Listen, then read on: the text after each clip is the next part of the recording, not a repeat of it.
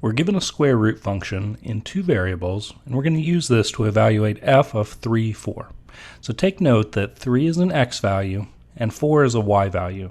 So as we evaluate this, what we're going to do is do the square root of 125 minus 2 times our x value is going to be squared here. So take note our x value is the 3 minus 3 times our y value gets squared next. Our y value is going to correspond with this 4.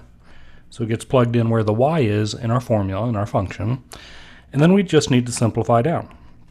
So f of 3, 4 is going to be the square root of 125 minus 2 times 3 squared comes first, right? Order of operations says that's going to be 9, minus 3 times, we're going to square that first. The 4 gets squared, gets 16 in here. It's going to be the square root of 125 minus 18 minus 48.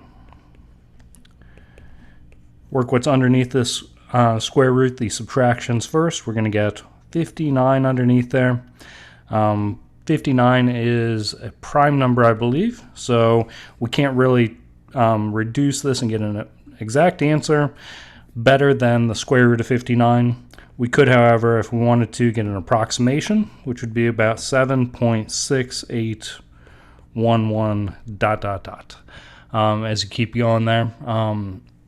So hopefully evaluating functions in two variables isn't that bad.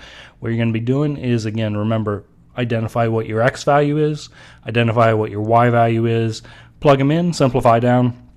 If we wanted to write this as an ordered triple at the end, ordered triple goes as x value, y value, z value typically, and we think of f of xy as being our z value that comes out. So in this case, what we would get is we would have our x value would be 3, our y value would be 4, and our z value at the end would be that square root of 59 that came out at the very end. So that's an ordered triple that represents this as well. All right, hope this helps out. Good luck as you're working on functions in two variables.